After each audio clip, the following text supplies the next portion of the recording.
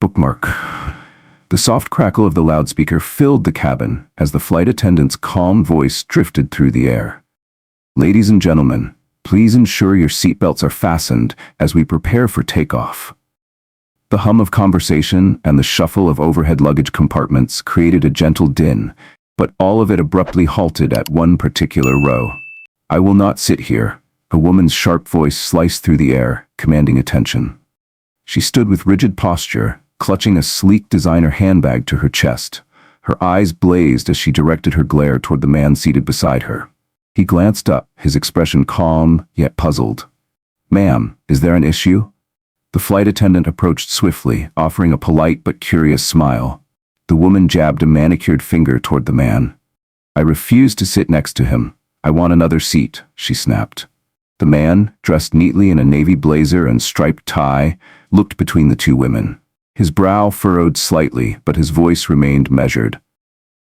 "I'm sorry, but I don't understand the problem." His name was Dr. Michael Harris, a respected surgeon en route to a medical conference in Seattle. The woman crossed her arms tightly, her expression hardening. "The problem is him. I don't want to sit here," she huffed, her tone dripping with distaste. A wave of unease passed through the nearby passengers. Whispers circulated as curious eyes darted in their direction. The flight attendant's smile faded, her tone soft but resolute. "Ma'am, this flight is fully booked. I'm afraid I can't move you right now. Please take your seat." "No," the woman snapped, cutting her off. "I paid for this flight, and I demand another seat. I shouldn't have to sit next to him." More heads turned. Some passengers watched in stunned silence, while others exchanged disapproving glances. Dr. Harris sat still, his eyes locked straight ahead, his features unreadable. The flight attendant straightened her posture. "Ma'am, if you do not take your seat, we will be forced to remove you from this flight." For a tense moment, the woman lingered, caught between indignation and the pressure of the eyes on her. With a frustrated sigh, she finally dropped into her seat, muttering, "Unbelievable," just loud enough for those around her to hear. Dr. Harris gave her a brief glance, then returned to his book, determined to let the incident fade into the background. Minutes later, as the plane reached cruising altitude, a sudden commotion erupted. The same woman's hand clutched at her chest, her face twisted in pain. She gasped, slumping forward in her seat. "Help! Somebody help her!" A man across the aisle shot to his feet. Passengers froze, panic filling the cabin. The flight attendant hurried over, her face pale. "Is there a doctor on board?" she called out, her voice shaking. Dr. Harris gently closed his book and rose swiftly, his calm demeanor replaced by focused urgency. The woman, barely conscious, met his gaze with wide, fearful eyes as he knelt beside her. "You're going to be all right. Let me help," he said, his voice steady and reassuring. Recognition flickered across her face. Before she could respond, darkness claimed her, and she fainted. Would Dr. Harris come to her aid? The same woman who, only moments earlier, made it clear she wanted nothing to do with him? It all began that morning, long before the flight. Dr. Harris had arrived at the airport early, savoring a rare moment of peace before the busy conference ahead. As he sipped his coffee and scrolled through emails, his eyes briefly landed on the woman pacing nearby. Even then, she turned heads with her loud complaints and impatience. She breezed through the boarding line, frustrated with the slow pace, muttering to herself as she passed others. Dr. Harris paid little attention. His thoughts were on finding his seat and organizing his things. By the time she arrived beside him, her irritation had already settled in like a storm cloud. Passengers around them had sensed it too. A young girl across the aisle tugged at her mother's sleeve. "Why is that lady so angry?" Her mother hushed her quietly, exchanging a worried glance with her husband. Dr. Harris had encountered prejudice before. The subtle kind and the not-so-subtle kind. He'd learned to rise above it, choosing composure over confrontation. Still, something about this felt heavier. Maybe it was the audacity of it, so brazen, so public. Or maybe it was the silence of those around them. As the plane took off, Dr. Harris retreated into his book, allowing the tension to dissipate. The woman sat beside him rigid and stewing in her own quiet resentment, but everything shifted when the pain struck. Now, as the murmurs swelled around him, all eyes fell on Dr. Harris, the one person capable of saving her. Would he do it? Would he offer his hand to the very person who had rejected him? The answer lay not in pride, but in his unwavering sense of duty. The cabin's atmosphere thickened with tension as the plane trembled slightly against a pocket of turbulence. Dr. Michael Harris steadied himself with one hand against the seat, his focus unwavering as he turned back to the woman slumped beside him. Her skin had grown pale, her breath shallow and labored. Without hesitation, Dr. Harris reached overhead, pulling down the oxygen mask from the compartment. With careful precision, he eased it over her mouth and nose. "She's having trouble breathing. We need to keep her airway open," he said, his voice firm but calm. "Do you have a medical kit on board?" The flight attendant nodded quickly and disappeared down the aisle. Around them, murmurs swelled among the passengers, though few dared to act. Some craned their necks to watch, while others exchanged uneasy glances, unsure of how to help. The woman stirred faintly, her eyelids fluttering as she fought to regain consciousness. Her gaze met Dr. Harris's, fear and confusion swirling behind her eyes. What's happening?" she whispered weakly, her voice barely audible. "You're experiencing a medical emergency," Dr. Harris explained gently. "Try to stay calm. I'm a doctor, and I'm here to help." As the words settled over her, recognition flickered across her face, quickly giving way to shame. She lowered her eyes, unable to meet his steady gaze. The arrogance she had carried so proudly earlier was gone, replaced by vulnerability. The flight attendant returned, medical kit trembling slightly in her hands as she passed it to Dr. Harris. He opened it with practiced ease, drawing out a stethoscope and blood pressure cuff. Sliding the stethoscope into his ears, he pressed the diaphragm to the woman's chest, his brow furrowing as he listened intently. Her heartbeat was irregular, faint. "We need to notify the captain," he said to the flight attendant, glancing at her sharply. "She may need emergency care. If her condition doesn't stabilize, we should consider landing early." The woman's eyes shot open in panic.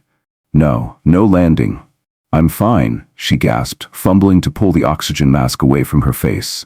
Dr. Harris gently caught her hand and lowered it back to her lap. His voice softened, but there was no mistaking the authority in his tone. "Ma'am, you need to stay still. This isn't something to dismiss." Overhead, the intercom crackled to life.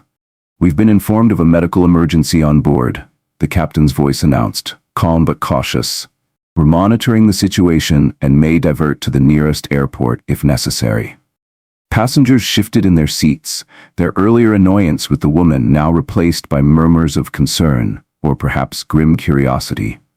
Dr. Harris continued his examination, occasionally glancing at the woman's face. Though her breathing had steadied slightly, her pallor and disorientation lingered. "Is she going to be all right?" a young woman across the aisle asked hesitantly, her brows knitted in worry. Dr. Harris looked up, offering a brief nod. "She's stable for now, but she'll need further medical attention. I'll stay with her until we land."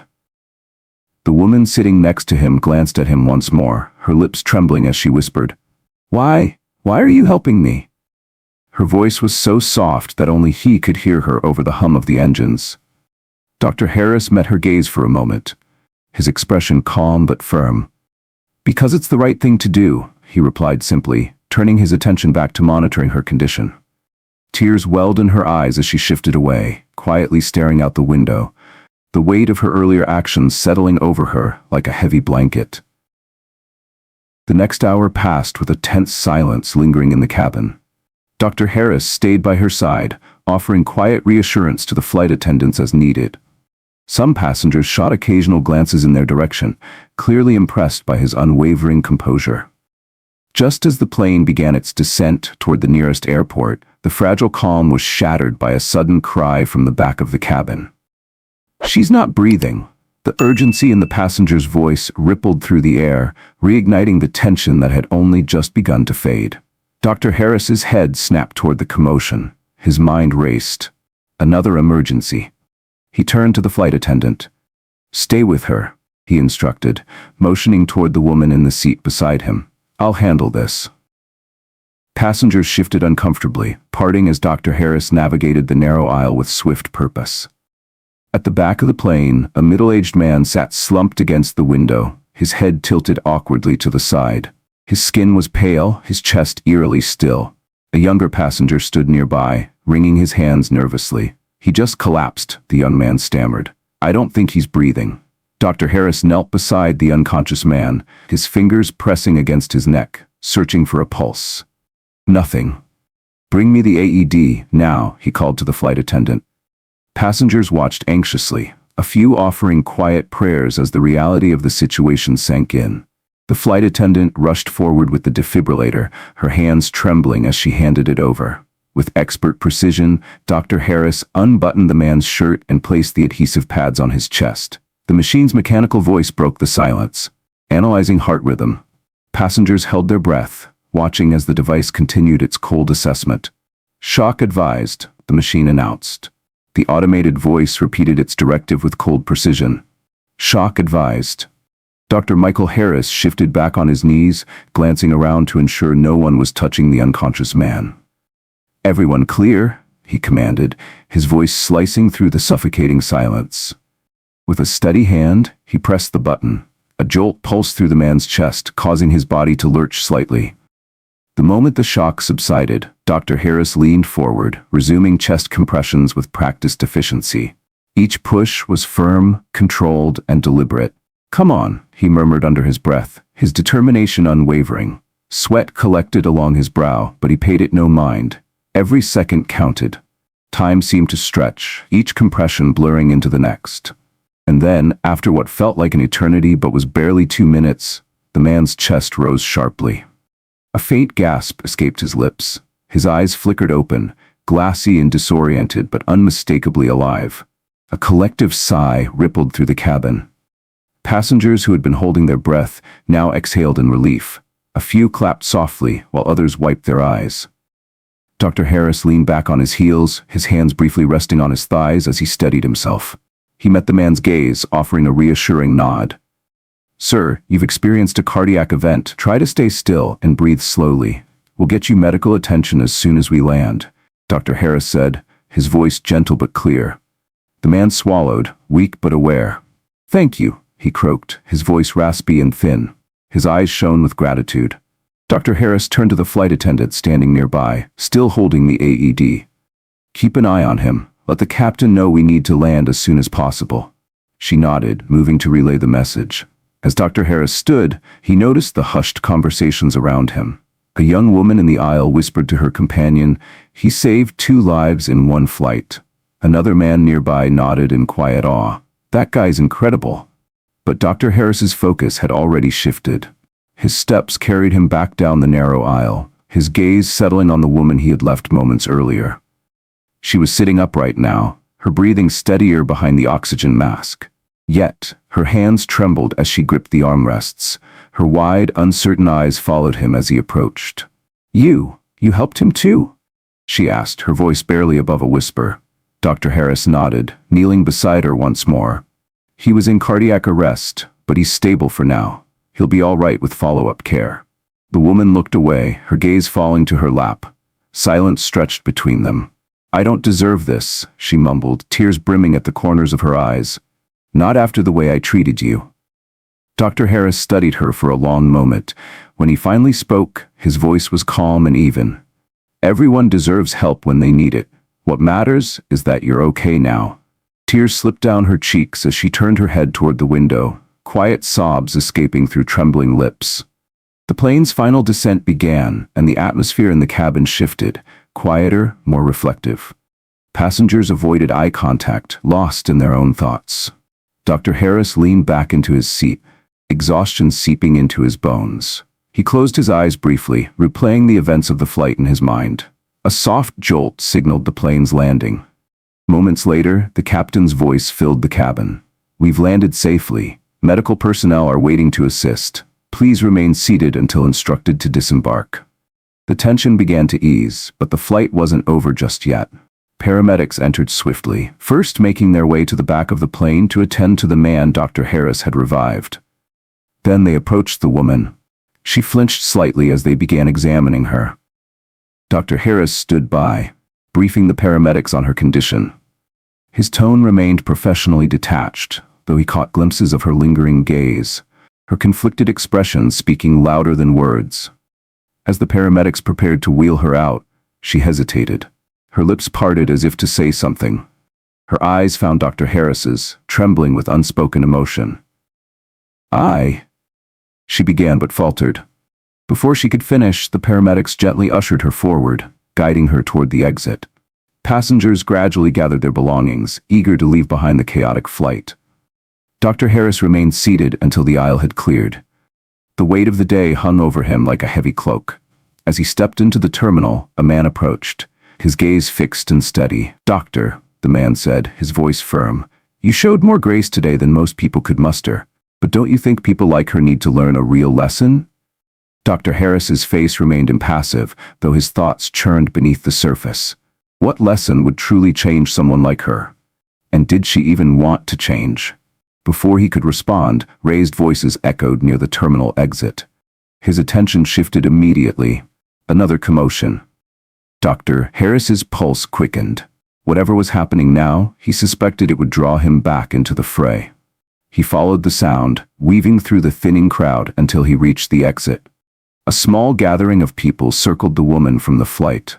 She sat slumped in a wheelchair, her skin pale, frustration written across her face. The paramedics beside her were trying, gently but firmly, to convince her to go to the hospital. "I'm not going," she insisted, her voice shaky but determined. "I don't need a hospital. Just let me go home." One of the paramedics, a young man with kind eyes, crouched beside her. "Ma'am, your condition is serious. You need further tests. Please let us take care of you." But she shook her head, clutching the wheelchair's arms as if anchoring herself in place. "No, I'll be fine. I just need to rest." Dr. Harris sighed softly, stepping forward. The paramedics glanced up, relief evident in their expressions. The woman's eyes flicked toward him, widening slightly as their gazes met once more. Dr. Michael Harris met the woman's gaze as he entered the hospital room, the soft beep of the monitors filling the silence between them. She sat upright, thin hospital blankets gathered over her lap, but the sharpness that once laced her expression had faded. Her face was pale, and faint shadows circled her eyes, marks of exhaustion that extended far beyond the day's events. "Dr. Harris?" she acknowledged quietly, her voice subdued. He closed the door gently behind him, stepping closer to her bedside. "You asked to see me," he said, keeping his tone professional yet calm. She shifted uncomfortably, her fingers twisting the edge of the blanket. A long pause settled between them before she finally spoke. "I wanted to thank you." Dr. Harris's eyebrows lifted slightly in surprise, but he said nothing, allowing her the space to continue. Her eyes remained fixed on her hands. "I know I wasn't exactly kind to you on the plane."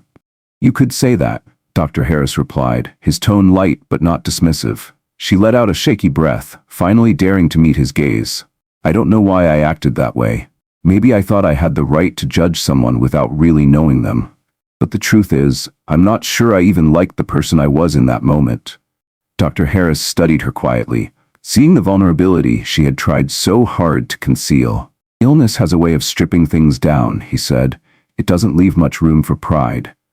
Her lips trembled, and she quickly brushed away a tear that escaped down her cheek. "You could have let me suffer," she whispered. "I wouldn't have blamed you." "But I didn't," Dr. Harris said simply, folding his arms. "And not because of who you are, or who you were on that flight. I helped because that's my job. More importantly, it's the right thing to do." The woman swallowed hard, clearly grappling with her emotions. I just don't understand why you cared, after the way I treated you." Dr. Harris took a step closer, his expression softening. "It's easy to care when someone deserves it, but real compassion is shown when they don't." Her shoulders sagged, the weight of those words settling deep. "I'm sorry," she said finally, her voice barely above a whisper. Dr. Harris nodded, acknowledging the sentiment, but not dwelling on it. "Apologies are a good place to start, but it's what you do next that really matters." She looked up at him, something flickering behind her eyes, uncertainty, perhaps even hope. "I don't know how to change," she admitted. "You already started," he replied. "You asked for help." A knock at the door interrupted their conversation. A nurse entered with a clipboard, offering Dr. Harris a polite smile. "Doctor, the patient from the back of the plane, the one who went into cardiac arrest, is asking if you're still here." Dr. Harris nodded. "I'll check in on him." As he turned to leave, the woman's voice stopped him. "Dr. Harris?" He glanced back over his shoulder. "Thank you," she said again, this time with greater sincerity, "for not giving up on me." His expression softened. "Take care of yourself," he replied before stepping out into the hallway. Harris walked briskly down the corridor, his thoughts lingering on the woman's words. He wasn't sure if her remorse would endure beyond the sterile walls of the hospital, but something in her tone suggested she was beginning to reflect in ways she hadn't before. Room 218 sat just down the hall. Inside, the man he had resuscitated on the plane was propped up by pillows, color slowly returning to his face. The man's eyes brightened as Dr. Harris entered. "Doctor, I was hoping I'd get to see you again." "How are you feeling?" Dr. Harris asked, pulling up a chair beside the bed. The man gave a weak but genuine smile. "Alive, thanks to you. I don't know how to repay you." "No need," Dr. Harris replied, waving it off. "Just make sure you follow through with the treatment the hospital recommends." The man's expression grew serious. "I will. But I wanted to say something else. I saw how you handled everything. How you treated that woman, even when she didn't deserve it." Dr. Harris shrugged. "It's what I've been trained to do." "Maybe," the man said, leaning forward slightly, "but that doesn't make it any less remarkable. People saw that. I saw it. You made an impression." Dr. Harris smiled faintly, but let the compliment pass. As he rose to leave, the man extended a hand. "Thank you again, for everything." Dr. Harris shook it firmly. "Take care of yourself." Later that evening, as Dr. Harris settled into the back seat of a taxi outside the hospital, his phone buzzed. A message from an unknown number appeared on the screen. "Thank you, Dr. Harris. I know words aren't enough, but they're all I have right now. I hope one day I can be better than I was." He exhaled slowly, leaning back against the seat. Some part of him doubted he would ever see her again, but perhaps the seed of change had been planted, and sometimes that was enough. Michael Harris watched the woman's face carefully as she spoke, her words halting and fragile. She had been strong-willed, almost defiant, when they first crossed paths on the plane. Now, as she sat in the hospital bed beneath the pale fluorescent lights, there was nothing left of that hardened exterior, only exhaustion and something that almost resembled gratitude. "You wanted to see me?" Dr. Harris asked, keeping his tone even. She nodded, her hands fidgeting nervously with the thin edge of the blanket. "Yes, I did. Please, sit." She gestured toward the chair near her bed. For a brief moment, Dr. Harris hesitated, then lowered himself into the seat. The room felt thick with unspoken words, and the silence that followed stretched uncomfortably between them. Finally, the woman broke it. "I owe you an apology," she said, her voice trembling, "for what I said on the plane and how I treated you. It was wrong, and I feel ashamed." Dr. Harris remained still, his face unreadable. He wasn't entirely sure what he'd expected her to say, but this wasn't it. He nodded silently, allowing her to continue. "I don't even know why I acted that way," she admitted, her gaze fixated on her lap.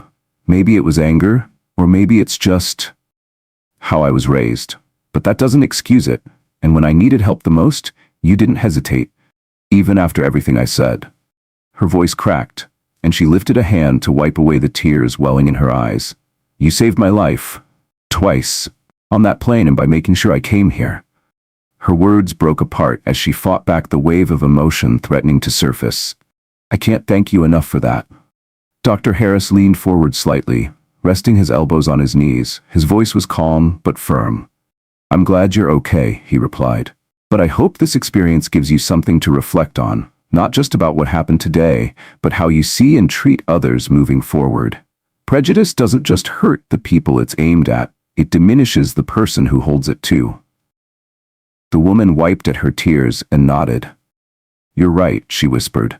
"I've spent so much of my life judging people without realizing how wrong it was.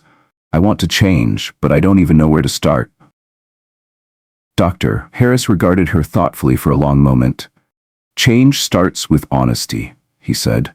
"Acknowledge your biases, learn about experiences different from your own, and listen to others and to yourself. It's not easy, but it's necessary." The sincerity in her expression caught him off guard. There was no sign of the arrogance she had shown earlier, only earnestness. "I want to try," she said softly. "I don't want to be the person I was on that plane." Dr. Harris gave a small nod, but deep down he knew that only time would reveal whether she truly meant those words. A knock at the door interrupted their exchange. A nurse stepped inside, holding a clipboard. "Dr. Harris," she said, offering a polite smile. "There's another patient asking to see you. The gentleman from the back of the plane." Dr. Harris stood, returning the smile. "I'll be right there." Before leaving, he turned back to the woman. "Take care of yourself," he said simply. "And remember, actions speak louder than words." She watched him quietly as he left the room, the weight of his words lingering in the air. A few doors down, Dr. Harris stepped into the hospital room of the man he had revived mid-flight. The patient was propped up in bed, his color far better than it had been just hours ago. The man's eyes lit up when he saw Dr. Harris enter. "Doctor," he said, breaking into a wide smile. "You saved my life. I don't know how to thank you." Harris waved off the gratitude with a faint smile of his own. "I'm just glad you're feeling better. That's thanks enough." "No, really," the man insisted, shaking his head. "If you hadn't been there, I don't even want to think about what could have happened. And the way you handled everything, even that woman, was incredible." Dr. Harris chuckled softly. "I was just doing my job." The two spoke for a few more minutes, the man expressing his gratitude repeatedly. As Dr. Harris prepared to leave, the man extended his hand firmly. "If you ever need anything, anything at all, please don't hesitate to reach out," he said. Dr. Harris shook his hand. "Take care of yourself," he replied before stepping out into the hallway once more. By the time Dr. Harris reached the hospital exit, the exhaustion of the day had begun to settle in. But as he stepped outside into the cool evening air, his phone buzzed. He glanced down at the screen to find a call from an unfamiliar number. "This is Dr. Harris," he answered, his tone professional. "Dr. Harris, it's me," a hesitant but familiar voice replied. "The woman from the flight." Dr. Harris straightened slightly. "Is everything all right?" "Yes," she said quickly. I wanted to thank you again, and I was wondering, could we talk more sometime about what you said, about changing? I think I need help figuring out how." Dr. Harris was quiet for a moment, surprised but not displeased. "I'd be willing to help," he said at last. "But remember, this is your work to do." "I understand," she replied softly. "Thank you for everything." As the call ended, Dr. Harris slipped his phone back into his pocket, a faint smile tugging at the corner of his lips. The day had been long and challenging, but perhaps something had been set into motion, something that stretched beyond saving lives and treating wounds.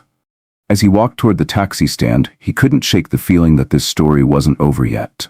Dr. Michael Harris sat in the quiet hotel lobby the next morning, the soft hum of conversation blending with the faint clinking of silverware from the breakfast bar. His coffee sat half-finished as he skimmed through the day's medical conference agenda.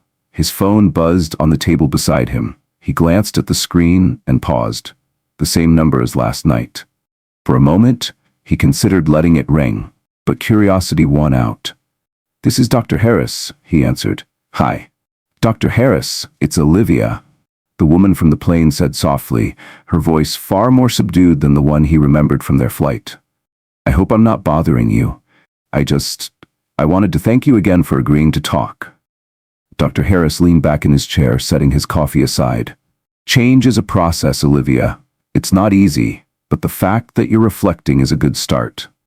"I know," she replied, her voice trembling slightly. "That's why I want to do this the right way. I know I can't fix everything overnight, but I don't want to be the person I was on that plane ever again."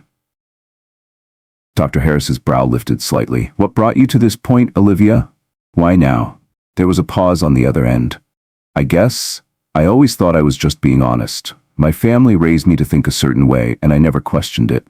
But when I saw you save my life, and that man's, after how I treated you, it made me realize how ugly I'd been. I felt small." Dr. Harris nodded, even though she couldn't see him. "Acknowledging that is the first step. But the real work starts now. Are you ready for that?" "I think so," she said hesitantly, "but I don't know where to start." Dr. Harris thought for a moment. "Start by listening. Seek out stories and experiences different from your own. Read books, watch documentaries, most importantly have conversations, and be willing to sit with the discomfort that comes with challenging your beliefs." There was silence for a few beats. "Would you recommend anything specific?" Olivia finally asked. Dr. Harris rattled off a few titles, memoirs, essays, and resources that had influenced him. He stressed the importance of humility and openness. And Olivia, he added, this isn't about seeking validation. It's about becoming better for yourself and those around you. I understand, she said quietly. Thank you. I'll start there. I promise I'll keep working on this. Later that day, Dr. Puntad Harris attended the conference's opening session. The keynote speaker was engaging, the panels insightful, but his mind kept drifting back to the conversation with Olivia. During a break, he absently scrolled through his phone, sipping the dregs of his second cup of coffee. A news notification appeared at the top of the screen. Passenger drama. Aboard Flight 482, doctor saves lives amid mid-flight emergency and racial tension. Dr. Harris froze, his eyes scanning the headline. He clicked the link. The article recounted the incident in detail, mentioning the confrontation with Olivia and the cardiac arrest he had responded to. Though his name wasn't listed, the description of a calm black doctor made his identity unmistakable. His stomach tightened as he scrolled further. A blurry video taken by a passenger accompanied the article, capturing part of the exchange and the medical emergencies. By the time he reached the bottom of the piece, his phone buzzed with new messages. Friends, colleagues, even strangers. Most expressed admiration for his actions, but not all the messages were positive. A few were filled with hostility, accusations that he was playing the victim or exploiting the situation. Some questioned whether the story had been exaggerated. Dr. Harris ran a hand over his face. He had never asked for recognition. He had only done his job. But the sudden, unwanted spotlight made him feel exposed, as if his private world had been laid bare for public consumption. Before he could fully process it, his phone rang again. The number was unfamiliar, but he answered. Dr. Harris, this is Maya Hastings from the Morning View Network. We'd love to have you on our show to discuss the events on Flight 482. Your story is inspiring, and I know our viewers would appreciate. I'm not interested, Dr. Harris interrupted, polite but firm. Dr. Harris, if I may. He ended the call with a sigh. That evening, as he returned to his hotel room, there was a soft knock at his door. He opened it to find Olivia standing nervously in the hallway, clutching her purse. Olivia, he said, surprised. How did you? I found your hotel through the hospital, she admitted, looking embarrassed. I needed to talk. Just for a minute, please. Dr. Harris hesitated but stepped aside. She perched on the edge of the armchair, fidgeting with the strap of her purse. I saw the news, she said quietly. About the flight. About you. Dr. Harris crossed his arms, leaning against the wall. It's the world we live in, he said. Everyone has a camera. Privacy doesn't exist anymore. Olivia nodded, her eyes downcast. I wanted to say, I'm sorry this happened, and thank you for not exposing me. He raised an eyebrow. I didn't do it for recognition, Olivia.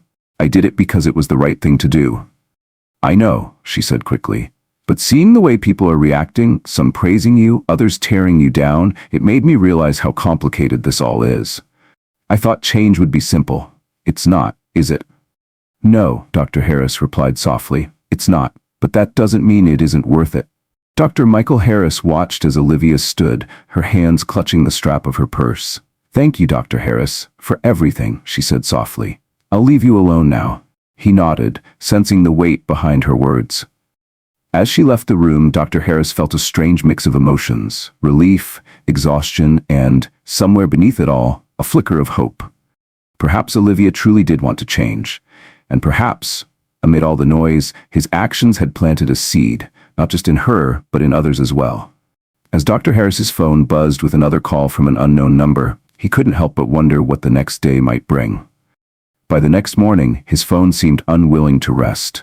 Notifications flooded his inbox, social media alerts chimed relentlessly, and text messages arrived faster than he could keep up. The story of the flight had taken on a life of its own, dominating the news cycle and stirring debates online. Some hailed him as a hero, praising his professionalism and composure. Others twisted the narrative, accusing him of seeking attention or using the situation to promote an agenda. Dr. Harris had no interest in the debate. His focus remained on his patients, the conference, and his work. During a break between sessions, he stepped outside, craving fresh air. The cool breeze was a welcome change from the crowded energy of the conference center. After walking a few blocks, he found a small coffee shop tucked into the corner of a quiet street. As he waited in line, he felt someone watching him. At a nearby table, a man sat with his phone in hand, occasionally glancing in his direction. When Dr. Harris sat down with his coffee, the man stood and approached, hesitating for a moment. "Excuse me," the man said cautiously. "Are you Dr. Harris? The doctor from that flight?" Dr. Harris sighed inwardly but managed a polite nod. "Yes, that's me." The man's face lit up. "I thought so. I saw the video, and I just wanted to thank you for what you did. It's rare to see someone handle a situation like that with such grace." "I appreciate that," Dr. Harris replied with a faint smile. "I was just doing my job." "No, really," the man insisted, pulling out his phone. "You set an example for the rest of us. I'm a teacher, and I've been discussing this with my students. It sparked important conversations about prejudice, empathy, things I hadn't been able to reach them with before." That caught Dr. Harris's attention. "Thank you for telling me that," he said, leaning forward slightly. "If it's helping people think a little deeper, then maybe something good can come out of all this." The man nodded, clearly moved. "I think it already has. Keep doing what you're doing, Dr. Harris." As the man returned to his seat, Dr. Harris sat quietly, stirring his coffee. Perhaps this wasn't all bad. If the attention could shift the needle toward meaningful conversations, then enduring the scrutiny might be worth it. Later that afternoon, during a panel discussion, Dr. Harris's phone buzzed again. A message appeared on the screen from Olivia. "Olivia, I just finished one of the books you recommended. It's opened my eyes to things I never thought about before. Thank you for guiding me. I have a lot to unlearn, but I'm trying." Dr. Harris stared at the message for a long moment before replying. "That's a good start, Olivia. Remember, it's a journey, not a destination. Stay committed to it." Her response came almost immediately. "I will. I'm even having conversations with my family. It's hard, but I think they're starting to listen." A flicker of hope stirred within him. Maybe she was serious. Maybe this wasn't just guilt. That evening, as Dr. Harris returned to his hotel room, his phone chimed with an email from the hospital. Subject: follow-up on Flight 482 patients. He opened it to find updates on both Olivia and the man from the back of the plane. Olivia's tests had revealed a manageable but concerning heart condition. She had agreed to begin treatment immediately. The man, meanwhile, had been discharged with follow-up care scheduled. Both had expressed deep gratitude for Dr. Harris's intervention. Olivia had even requested his contact information to send a thank you note. Dr. Harris closed the email, allowing himself a rare moment of satisfaction. Despite the chaos, 2 lives had been changed, and not just physically. As he unwound with a book, his phone rang. The caller ID showed another unfamiliar number. He considered ignoring it, but eventually answered. "This is Dr. Harris," he said. "Dr. Harris, this is Samantha Reyes from the Daily Spotlight. We're running a feature on modern-day heroes, and we'd love to interview you. Your actions on Flight 482 have inspired so many people, and we believe your story could encourage even more." Dr. Harris sighed, exhaustion seeping into his voice. "Miss Reyes, I appreciate the interest, but I've already declined multiple interview requests. I'm not interested in being a headline." "I understand," she replied carefully, "but this isn't about fame. It's about the message, showing people what empathy and professionalism look like." Dr. Harris paused, letting her words hang in the air. "I'll think about it," he said at last, though he wasn't sure if he meant it. "Thank you for your time, Dr. Harris. I hope you reconsider." As he ended the call, Dr. Harris stared out the hotel window at the fading light. He had always believed his actions should speak for themselves. But perhaps, just this once, sharing the story might help more than it hurt. Dr. Michael Harris sat quietly as Samantha Reyes' words lingered in his mind. This isn't about fame. It's about sharing a message of resilience, empathy, and courage. Your story could help others see what's possible when we choose to do the right thing. He wasn't one for the spotlight, but her words gnawed at him. Perhaps there was value in sharing the story on his terms, ensuring the message wasn't twisted by others. "I'll think about it," Dr. Harris had replied before ending the call. Now, as he stared out the hotel window at the city lights, he couldn't shake the feeling that this chapter of his life was far from over. The next day, Dr. Harris decided to take a long walk through the city to clear his mind. The steady rhythm of his steps provided a welcome distraction, but the flight incident still gnawed at him. While he appreciated the gratitude from those he had helped, the public attention remained unsettling. Still, Samantha's words echoed, "Your story could help others." As he walked, his phone buzzed. A notification appeared at the top of the screen. Headline: Doctor's heroic actions on flight spark nationwide conversation on empathy and bias. Curiosity got the better of him, and Dr. Harris clicked the link. The article didn't just recount the events of the flight, it explored deeper themes: the dangers of implicit bias, the importance of empathy, and how small acts of compassion could ripple outward. Passenger quotes filled the article, describing how Dr. Harris's actions had inspired them to reflect on their own behavior. For the first time, Dr. Harris felt a glimmer of hope. Maybe stepping into the spotlight, even reluctantly, could lead to something meaningful. That afternoon, as Dr. Harris returned to the conference, his phone buzzed again. This time, it was a familiar number.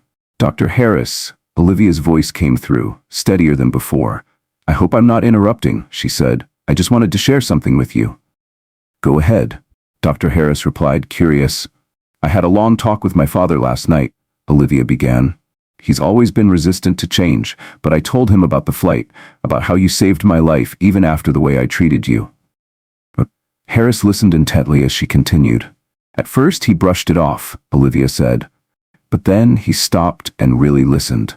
By the end of the conversation, he admitted that maybe he's been wrong all these years. It's just a small step, but it feels like progress." Dr. Harris was silent for a moment, letting her words settle. "That's a significant step, Olivia," he said finally. "Change starts with conversations like that. Keep having them, even when it's hard."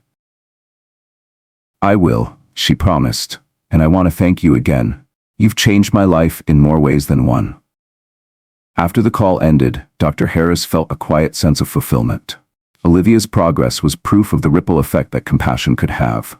The next day, Dr. Harris received an unexpected invitation to speak at a community event. The event, organized by one of the passengers from the flight, centered around empathy in action. They wanted him to share his experience and insights. At first he hesitated, but after some thought, he accepted. If his story could inspire even a handful of people, it would be worth it.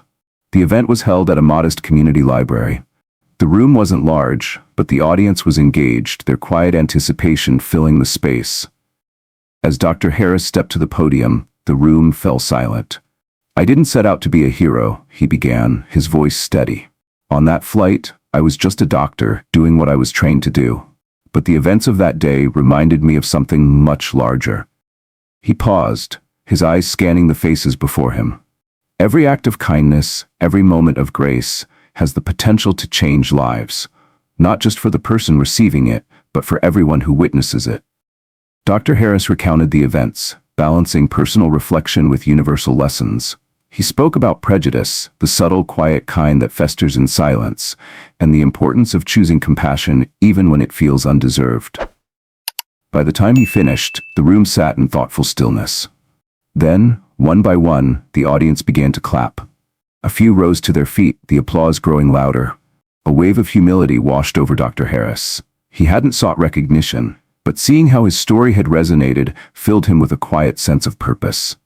As the event concluded, a young boy no older than 10 approached him, clutching a small notebook. "Dr. Harris?" the boy asked shyly. Dr. Harris crouched slightly to meet his eye level. "Of course. What's on your mind?" The boy shifted nervously. "How did you stay so calm when people were being mean to you?" Dr. Harris smiled gently. "It wasn't always easy," he admitted, "but I've learned that staying calm helps me think clearly, and sometimes the best way to respond to unkindness is with kindness." The boy nodded thoughtfully. "I want to be like you when I grow up."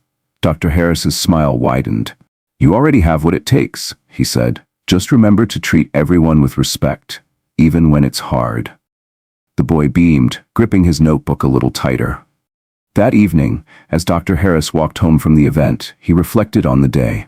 Perhaps the reporter had been right. Sometimes sharing the story wasn't about recognition. It was about the hope it could bring to others. Dr. Michael Harris smiled gently at the young boy. "It wasn't easy," he admitted, But I've learned that staying calm helps me think clearly and do the right thing. Sometimes the best way to respond to unkindness is with kindness." The boy nodded thoughtfully, his small hands gripping the notebook tighter. "I want to be like you when I grow up." Dr. Harris's smile grew. "You already have what it takes," he said. "Just remember to treat everyone with respect and care, no matter what." That evening, as Dr. Harris reflected on the day, he felt a sense of peace he hadn't experienced since the flight. The journey had been challenging, but it had opened doors to conversations, growth, and hope. The story wasn't over. But for the first time, Dr. Harris felt ready to embrace whatever came next. After all, the path toward understanding and empathy was one worth walking, no matter how long or difficult the road. A week after the community event, Dr. Harris's story continued to ripple across the country. Social media buzzed with discussions about the flight, and what surprised him most was the number of people who reached out, sharing their own experiences with bias and prejudice. Some sent messages of support. Others admitted they had once behaved like Olivia and expressed a desire to change. One message, however, stood out. It was an email from a teacher in Chicago. Subject: Invitation to speak to our students. Dr. Harris opened it, curiosity piqued. "Dear Dr. Harris, my name is Sarah Mitchell, and I'm a teacher at Westbrook High School. Your story has sparked important conversations among my students about empathy and accountability. We would be honored if you could speak at our school assembly about your experiences and the lessons we can all learn from them." The request felt different from the others. This wasn't about media attention or accolades. It was about reaching the next generation. Dr. Harris hesitated briefly but ultimately replied, accepting the invitation. If his story could influence young minds, perhaps it would have a lasting impact. 2 weeks later, Dr. Harris found himself standing in the auditorium of Westbrook High. Hundreds of students filled the seats, their chatter echoing across the large room as the principal introduced him. As Dr. Harris stepped to the microphone, the noise died down. All eyes were on him. "Thank you for having me here today," he began, his voice steady. "When I boarded Flight 482, I never imagined that one incident would lead to all of this. But what happened wasn't just about a medical emergency, it was about the choices we make when faced with adversity." He recounted the woman's refusal to sit next to him and the medical emergencies that followed. "I chose to focus on my duty, not her prejudice," Dr. Harris said, scanning the room. "When she needed help, I didn't hesitate. Kindness and empathy aren't signs of weakness, they're signs of strength. Responding to hate with compassion isn't easy, but when we do, we remind ourselves and others of what truly matters." The students listened intently. Some nodded, others leaned forward in their seats. As Dr. Harris concluded his speech, he opened the floor to questions. A hand shot up from the middle of the audience. A teenage girl with curly hair and determined eyes stood. "Dr. Harris, how do you stay hopeful when people treat you unfairly? Doesn't it get exhausting?" Dr. Harris smiled at the honesty in her question. "It does get exhausting," he admitted. "But I stay hopeful by remembering that change is possible, even if it's slow. Every act of kindness, no matter how small, can create ripples, and sometimes those ripples lead to real change." Another hand rose, this time from a boy near the back. "Do you think the woman from the plane really changed?" he asked. Dr. Harris paused, considering his words carefully. "I believe she's trying," he replied, "and that's the most important step. Change doesn't happen overnight, but the willingness to confront our biases is powerful." After the assembly, dozens of students approached him, eager to share their stories. One student admitted to bullying a classmate and promised to make amends. Another spoke about the prejudice her family faced as immigrants, explaining how Dr. Harris's story inspired her to stand tall. As Dr. Harris left the school, he felt a renewed sense of purpose. The student's openness reminded him why he had chosen to share his experience. It wasn't for recognition, it was about planting seeds of empathy and understanding. Later that week, Dr. Harris returned home to find an envelope waiting in his mailbox. The handwriting on the front was familiar. Inside was a handwritten letter. "Dear Dr. Harris, I wanted to write to you personally to let you know how much you've impacted my life. Since the flight, I've been working hard to confront my biases and educate myself. It's been humbling and difficult, but I feel like I'm finally on the right path. Dr. Harris smiled softly as he continued reading. I've joined a local community group focused on racial justice and have started volunteering at a shelter in my neighborhood. I know I still have a long way to go, but I wanted you to know that your kindness set all of this in motion. Toward the bottom, Olivia's handwriting grew slightly unsteady. I'll never forget what you did for me and for the man in the back of the plane. Thank you for choosing to see me as a person, even when I didn't deserve it. Sincerely, Olivia. Dr. Harris placed the letter down carefully, a quiet warmth settling in his chest. Perhaps Olivia's journey was far from over, but her commitment to growth was evident, and for Dr. Harris, that was more than enough. Dr. Michael Harris placed Olivia's letter on his desk, his heart heavy but hopeful. She had written about volunteering at a local shelter and joining community initiatives. At the bottom, a handwritten note read, P.S. I owe you an apology. Not just for how I treated you, but for the way I've treated others. I hope one day I can truly make amends. Dr. Harris sat quietly for a moment, letting the words settle. Olivia's journey was far from over, but her commitment to change was evident. He couldn't control the path she chose, but knowing his actions had made a difference brought him peace. As the days passed, Dr. Harris's story continued to inspire conversations across the country. Essays were written. Discussions emerged. People shared their own experiences with growth and change. The media frenzy eventually quieted, but the lessons from that flight lingered. For Dr. Harris, the experience remained a powerful reminder of the strength found in compassion. One ripple at a time, the movement grew.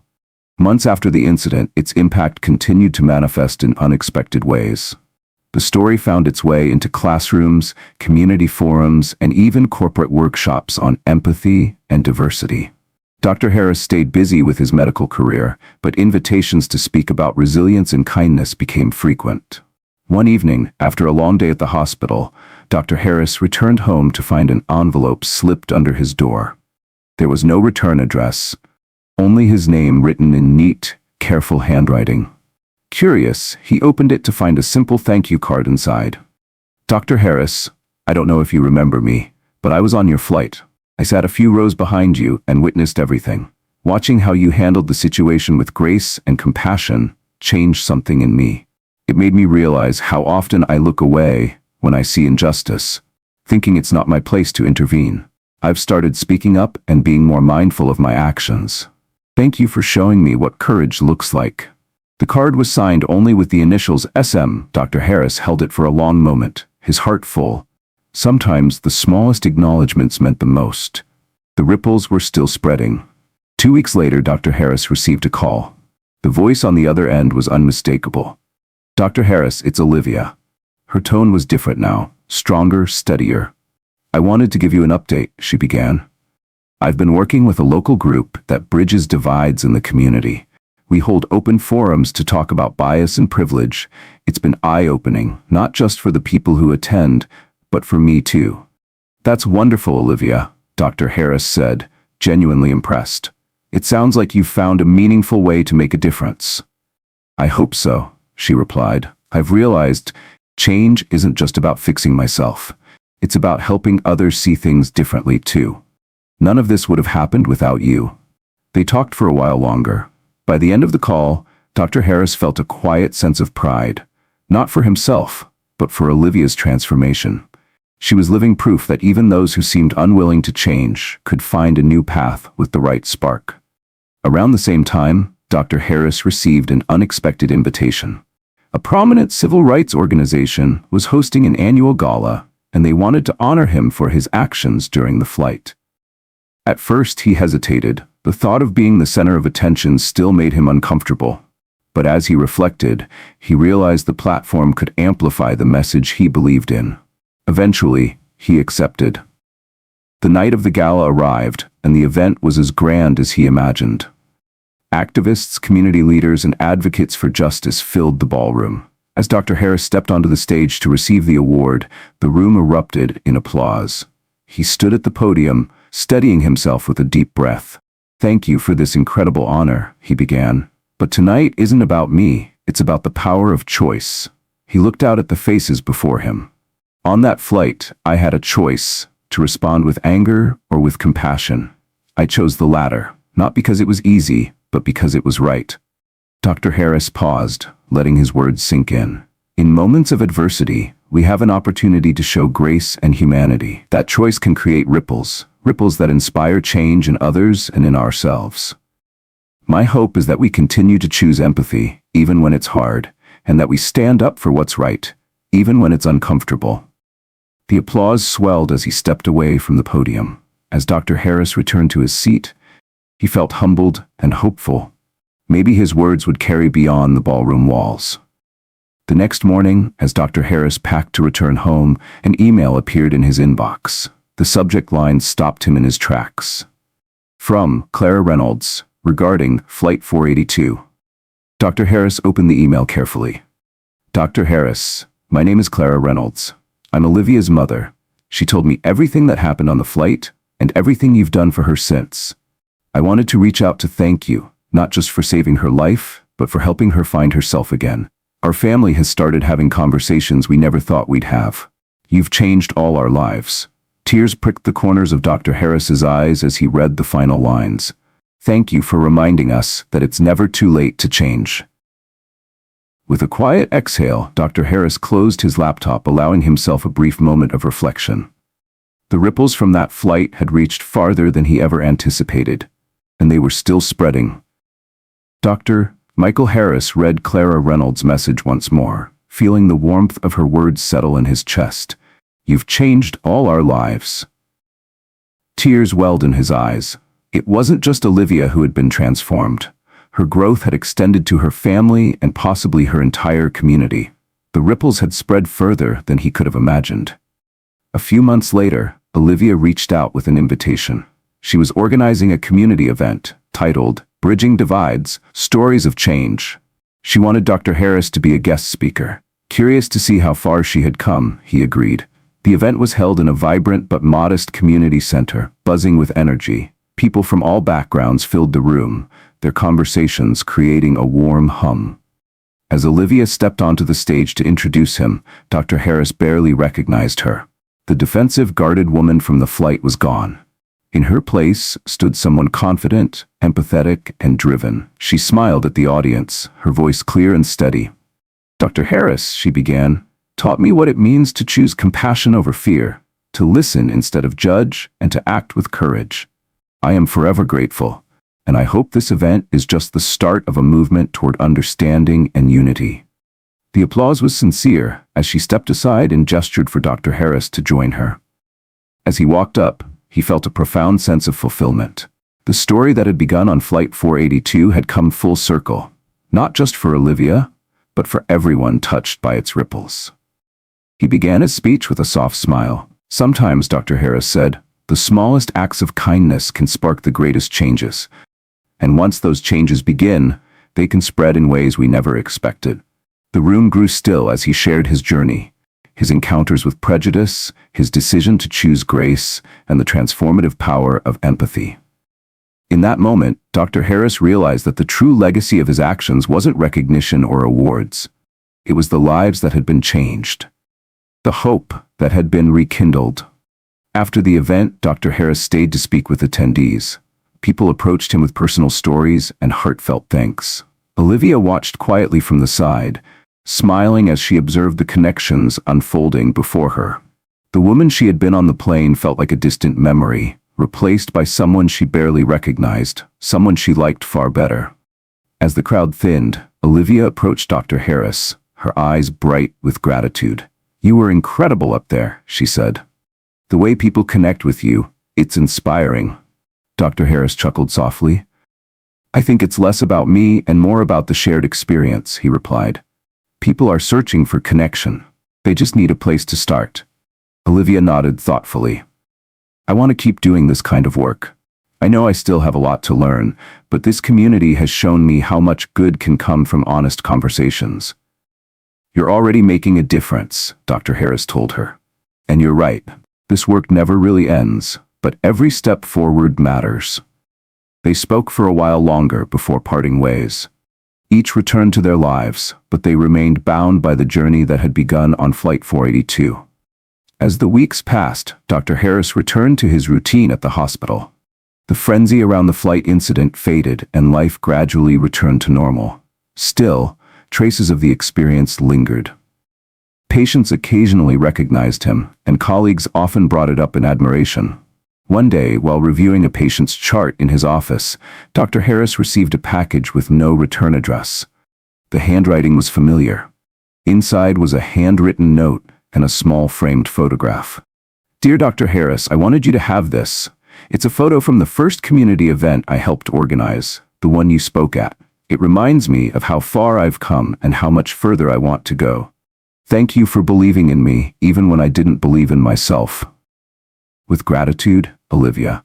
Dr. Harris turned the frame over and studied the photo. It was a candid shot of Olivia standing at the front of the room, speaking passionately to the audience. Her confidence was palpable, her transformation undeniable. He placed the frame on his desk, a reminder of the power of persistence and the potential for growth in even the most unlikely places. One evening, as Dr. Harris left the hospital, he noticed a familiar face in the waiting area. It was the man he had saved in the back of the plane, the one who had gone into cardiac arrest. "Dr. Harris," the man called out, standing to greet him. Surprised but pleased, Dr. Harris shook his hand. "It's good to see you. How have you been?" "Better, thanks to you," the man said with a smile. "I've been following the treatment plan you recommended, and my doctors say I'm doing great. But I wanted to thank you again, in person." Dr. Harris smiled warmly.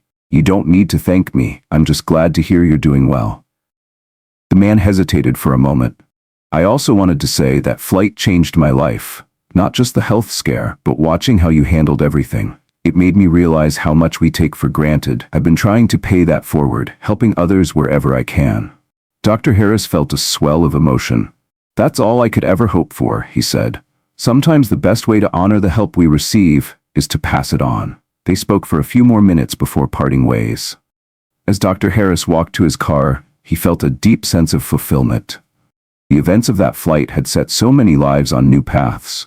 Olivia's, the passengers, and his own. The crowd erupted into applause as Olivia Reynolds stepped away from the podium. Dr. Michael Harris sat in the front row, humbled by her words. A year ago, Olivia had been someone he barely recognized herself. Angry, fearful, and resistant to change. Now, she stood before an entire community as a symbol of growth and understanding. The event, Voices of Change, Building Bridges Through Dialogue, was being held on the one-year anniversary of Flight 482. Olivia had invited Dr. Harris as the guest of honor. As the applause continued, Olivia looked directly at him, her eyes shining with gratitude. "You did the work, Olivia," Dr. Harris whispered under his breath, echoing what he had told her earlier. "I just gave you a little push." The event took place in a local park with colorful banners and small stages set up for speakers and performers. Families, friends, and strangers mingled, sharing food, stories, and moments of connection. A rare feeling of unity hung in the air, a warmth that could only come from community. As Dr. Harris walked through the crowd, people approached him with heartfelt words. Some had been at the original community center event, while others had been inspired by Olivia's story through social media or news coverage. "You're Dr. Harris, right?" a woman asked, holding her young child's hand. "I just wanted to say thank you. Olivia's story gave me the courage to reach out to someone I had hurt years ago. We've been rebuilding ever since." Dr. Harris smiled warmly. "It means a lot to hear that," he replied. "Sometimes small steps create the biggest ripples." Later in the afternoon, Olivia guided Dr. Harris to the main stage, where he was set to speak. As he stood at the podium, the crowd quieted. "Thank you for having me," Dr. Harris began, his voice steady but filled with emotion. He looked out at the faces of people from all walks of life, each of them drawn together by the power of one small moment on a flight. "A year ago, I boarded a plane expecting nothing more than a quiet trip to a medical conference. But as we all know, things didn't go as planned," he said, pausing to let the words sink in. "That flight taught me that compassion isn't something we choose only when it's convenient. It's a decision we make even when it's difficult, even when the person in front of us has made it hard to offer." His gaze drifted toward Olivia. "Olivia reminded me of something that day. None of us are beyond growth, and sometimes all it takes is one moment of kindness to open the door for transformation. The crowd listened intently. This event is proof that change isn't limited to one individual. It ripples outward, touching families, communities, and beyond. He smiled softly.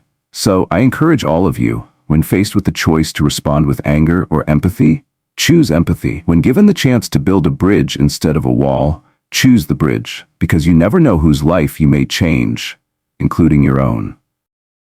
As he finished, the audience rose to their feet, the applause echoing through the park. After the event, Dr. Harris and Olivia stood near the entrance as people filtered out. "You were incredible," Olivia said, her voice full of appreciation. "I could say the same about you," Dr. Harris replied. "This event was a beautiful reminder of how far you've come." Olivia glanced around the park, watching families laugh and talk. "I never thought I'd be standing here a year ago," she admitted. "But here we are. It's funny how one moment can change everything." Dr. Harris smiled. "It usually starts with just one." A few weeks later, Dr. Harris returned to his hospital routine. One evening, as he was leaving his office, he noticed a familiar face sitting quietly in the waiting area. It was Marcus, the man he had saved from cardiac arrest on Flight 482. Dr. Harris approached with a smile. "Marcus, it's good to see you. How are you feeling?" Marcus stood, shaking Dr. Harris's hand firmly. "I'm doing great. Following all the doctor's orders," Marcus said with a chuckle. "I've been healthier than I've been in years." "I'm glad to hear that," Dr. Harris replied. Marcus hesitated for a moment before continuing. "That flight changed my life, not just the health scare, but watching you handle everything with such grace," Marcus admitted. "It made me realize how much I take for granted. I've been trying to pay it forward, helping others whenever I can." Dr. Harris felt a familiar warmth in his chest. "That's all I could ever hope for," he said softly. "Sometimes the best way to honor the help we receive is by passing it on." They spoke for a few more minutes before parting ways. As Dr. Harris walked toward his car, the sense of fulfillment lingered. The events of that flight had reshaped so many lives, Olivia's, Marcus's, and even his own. Later that year, Dr. Harris accepted an invitation to speak at a national medical conference. The topic, the role of empathy in modern medicine. As he stood on stage reflecting on the journey that had brought him there, he shared what he had learned. "Medicine is about more than science," Dr. Harris told the audience of doctors and nurses. "It's about connection, compassion, and the choices we make in the moments that matter most." Empathy isn't just an ideal, it's a practice. And it's a practice that transforms not only our patients' lives, but our own. The room filled with applause as Dr. Harris stepped down from the stage. That evening, as he sat in his hotel room, his phone buzzed with a message from Olivia. "Olivia, I wanted to let you know I've been accepted into a community leadership program. I couldn't have done this without you. Thank you for believing in me." Dr. Harris smiled, his heart full. "The change was yours to make, Olivia, and you embraced it fully. I'm proud of you. This is just the beginning." As he set his phone aside, Dr. Harris felt a quiet sense of closure. The story of Flight 482 had begun with conflict, but had grown into something far greater. It was a testament to the enduring power of empathy, resilience, and the courage to choose kindness, even in the most unexpected places. The closing chapter, Ripples of Change. As Olivia Reynolds continued speaking, her voice was steady and strong. "This event is proof of what we can accomplish when we open our hearts and minds to one another," she said, scanning the crowd. "It shows that our differences can be a source of strength, not division. And it's proof that even the smallest act of kindness can create ripples that reach further than we ever imagined." Applause filled the park as Olivia stepped aside, gesturing toward Dr. Michael Harris. Dr. Harris rose from his seat and approached the podium, the setting sun casting long shadows across the vibrant gathering. He looked out at the hopeful, diverse faces watching him. He took a deep breath, his heart swelling with pride, not for himself, but for Olivia and the community she had brought together. "Olivia's journey is a testament to the resilience of the human spirit," Dr. Harris began. "Her growth reminds us that change is possible, even when it feels out of reach. But let me say this, change isn't just an individual effort, it's a collective one. Each of us carries the power to create ripples of understanding, empathy, and compassion, and together, those ripples can become waves." The audience rose to their feet, the applause echoing far beyond the park. Dr. Harris stepped down, meeting Olivia as she approached him, tears shimmering in her eyes. "Thank you," Olivia said simply, her voice thick with emotion. "You're welcome," Dr. Harris replied, his expression soft. "But remember to thank yourself, Olivia. You've done something incredible here." As the event wound down and the last rays of daylight dipped below the horizon, Dr. Harris found a quiet spot to reflect. A year ago, everything had started with conflict and misunderstanding aboard Flight 482. Today, it stood as a reminder of the transformative power of compassion and the possibility for redemption. He thought about the lives that had been touched, Olivia, Marcus, the other passengers, and the countless people who had heard their story. It wasn't about him. It wasn't even about Olivia. It was about the choices we all face, to act with kindness or to turn away, to build bridges or burn them, to grow or remain unchanged. And as Dr. Harris left the event, surrounded by a community united in purpose, he felt an overwhelming sense of peace. The ripples from that flight would continue to spread, carried forward by everyone who had been part of the story.